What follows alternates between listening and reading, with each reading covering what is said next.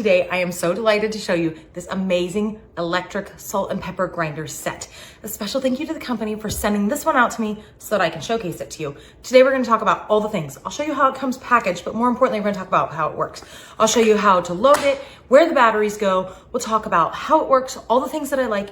If there's anything that I don't like or find problematic, we're gonna talk about that too. And then we'll round off with whether or not I think it's worth it for you to check them out. Taking a look at the packaging, absolute dream here. You can see really well packaged. These are wrapped separately, the two different grinders.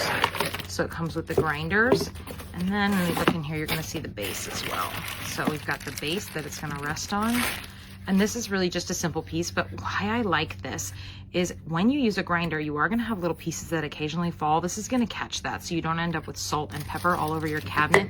Instead, it's gonna be caught in this little like dust dish. So these just slide out and can be stored right in that base. So really, really convenient. It does also come with instruction manual, and we'll go over how to fill these up with pepper and salt.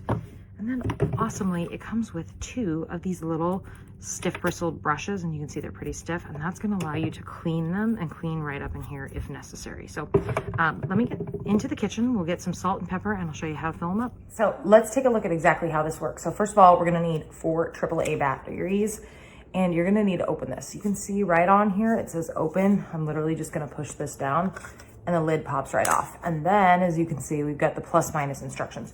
So I'm gonna take the batteries and follow these little instruction spots on the center to see which way the batteries need to go in. When it's time to put the lid back on, there is a little arrow. So I have an arrow right here, right there, and then an arrow right here. You might not be able to see that, but I can see it. And then once I get it lined up, there's 2 little pieces that grab on and it locks back in. So now it works. Next up, we have to fill it. See how we've got this? It's gonna show us which way we turn. We're gonna turn it and it will open. All we have to do here is fill this guy up with peppercorn. All right, now I'm filled with peppercorns. I'm simply gonna find my little lock again. And again, I've got a little arrow notch. Do you see that on there? That little arrow notch is gonna go onto the unlock spot. I'm gonna twist it on and I'm good to go. So the other thing that you need to know is this little spot right here. This little thing is what you adjust. You can twist it, see how it twists? That's gonna adjust the fineness. So if I twist it as far as I can this direction and then I grind, that's the coarseness I'm getting. Let me do another one. If I twist it the other way, right, and I'm gonna go to the opposite end of my coarseness, watch what happens when I grind it now.